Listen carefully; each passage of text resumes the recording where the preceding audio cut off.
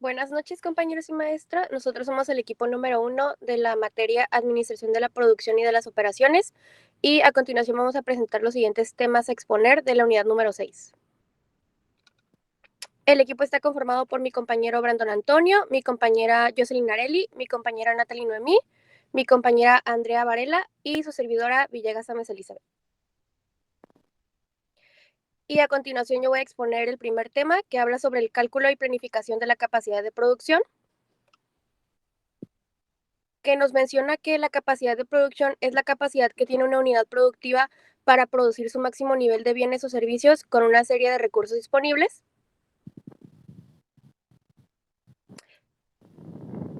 Y sobre la planificación de la producción, se nos menciona que es el proceso para determinar las posibles necesidades de un proyecto que podría tener la empresa.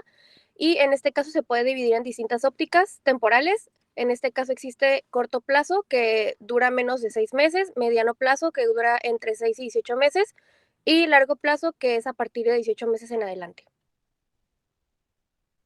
Los factores que condicionan la capacidad de producción pueden ser tanto internos como externos. En los internos tenemos el equipamiento y mantenimiento de las instalaciones, la distribución de la planta de producción y el proceso productivo, los recursos disponibles, el diseño del producto o el servicio, los recursos financieros, entre otros. Y por parte de los factores externos contamos con el entorno político, los convenios colectivos sindicales, los convenios de empresa, la capacidad de proveedores, el entorno económico y competencias empresariales. Y a continuación, hablando un poco sobre el cálculo de la capacidad de producción, tenemos que se divide en 3 fases. En primer lugar, se calcula la cantidad de horas por unidad productiva que tenemos disponibles. Luego debemos de medir la capacidad de producción para un producto en función a la unidad productiva y las horas disponibles. Y al final, si queremos medir la capacidad de producción mensual de las unidades de producción, solo basta con tomar la capacidad diaria obtenida en el paso anterior y multiplicarla por los días laborados con los que disponemos en el mes.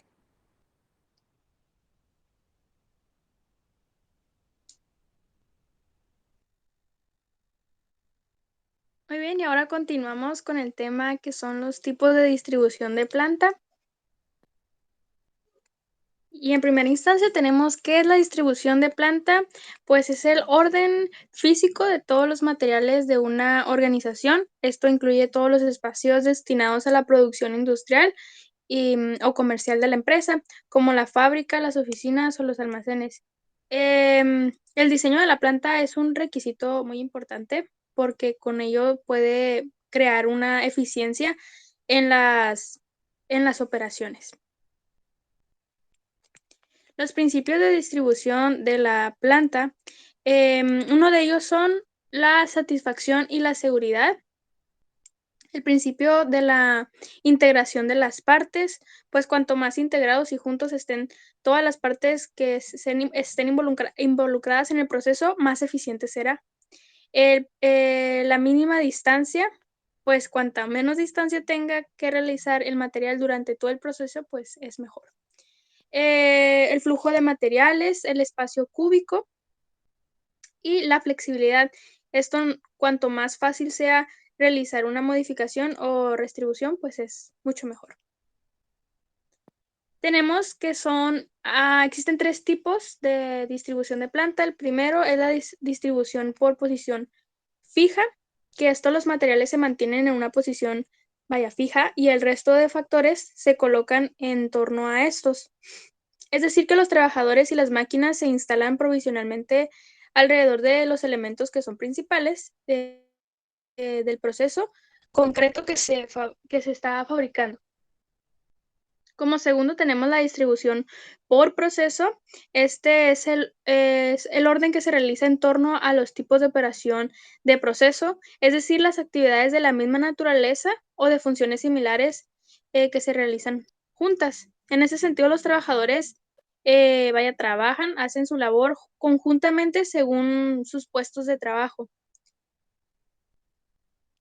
Y por último, tenemos la distribución por producto, que en este caso los materiales son desplazados de una actividad a otra según su proceso de fabricación concreto. Los materiales se desplazan de un puesto de trabajo a otro y suelen ser en mínimas cantidades, menos manipuladas y transportadas y con unas máquinas muy automatizadas.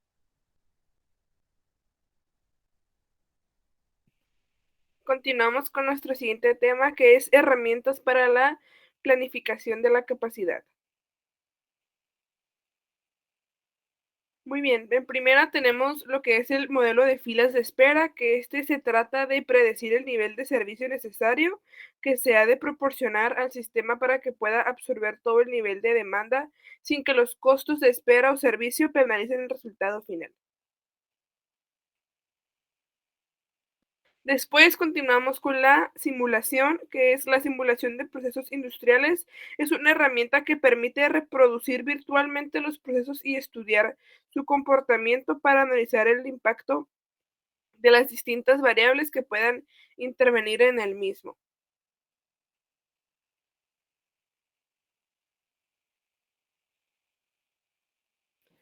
Después continuamos con el árbol de decisiones, que es un árbol de decisión, es un mapa de los posibles resultados de una serie de decisiones relacionadas. Permite que un individuo o una organización comparen posibles acciones entre sí y según sus costos, probabilidades y beneficios. Y por último tenemos lo que es el punto de equilibrio, que es el punto de equilibrio es establecido a través de un cálculo que sirve para definir al momento que los ingresos de una empresa cubran sus gastos fijos y variables. Esto es cuando logras vender lo mismo que gastas, no gastas ni pierdes, alcanzas los puntos de equilibrio correctos. Es cuando no perdemos ni ganamos. Entonces,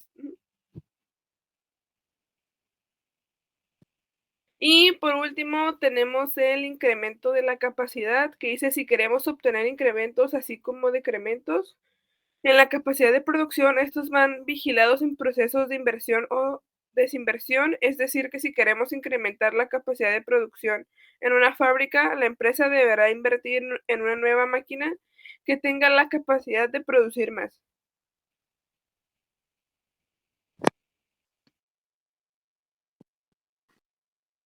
Continuando con los factores que afectan la ubicación de la planta, tenemos el tema 4. El primer factor que puede ser fundamental en ese tema es la materia prima, en el cual es el estudio de la situación de las materias primas puede proceder al análisis de los otros factores para la localización de la planta, puesto que para el trabajo de una planta piloto en un proceso se requiere cuando menos saber cuál va a ser el abastecimiento final de materia prima. Se debe determinar la potencialidad de cada fuente de materia prima a la luz de las necesidades actuales y de las estimadas para el futuro. En el segundo factor tenemos los medios de transporte, en el cual pueden ser por agua, por ferrocarril, por carretera, aéreo. Aquí se va a determinar cuál va a ser el medio de transporte que va a necesitar la empresa para su elaboración. En el factor número 3 tenemos la mano de obra. En la mano de obra, aunque esté perdiendo peso en entornos productivos tecnológicamente desarrollados, suele seguir siendo uno de los factores más importantes en las decisiones de localización, sobre todo para empresas de trabajo intensivo.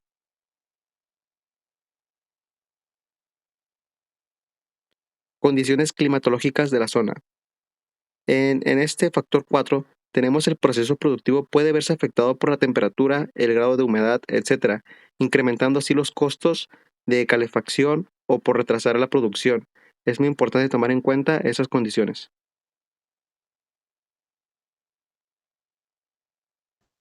Y bueno, como tema 5 y último, tenemos los métodos de localización de instalaciones. Esto pues es una de las decisiones estratégicas más importantes que toman las compañías, es donde ubicar sus operaciones. Como nos mencionan aquí, las alternativas de localización deben ser revisadas bajo las condiciones de servicios básicos como la mano de obra, fuentes de materias primas e insumos, demanda del mercado, acceso, etc., siguiendo regularmente para su determinación óptima un proceso de selección basado en el método científico. En este caso nos menciona que en el estudio de localización se involucran dos aspectos diferentes. Uno es la macrolocalización, que este se refiere a la selección de la región o zona más adecuada, evaluando y pues presentando los aspectos para que la industria al que se trate.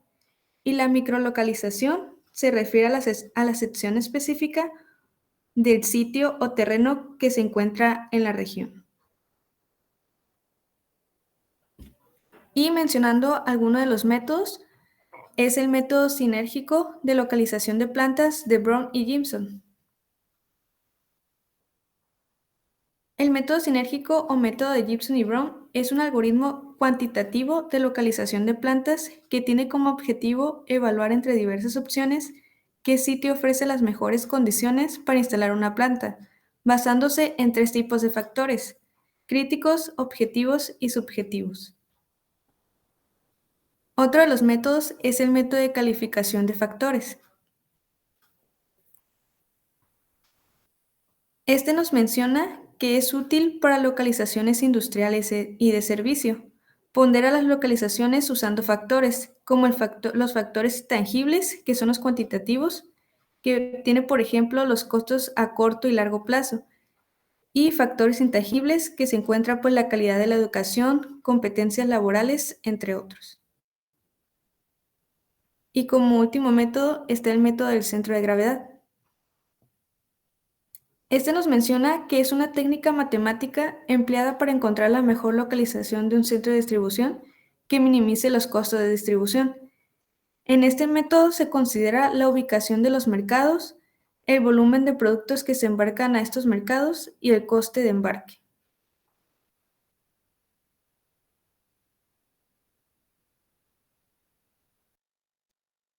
Eso sería todo por nuestra parte. Muchas gracias por su atención.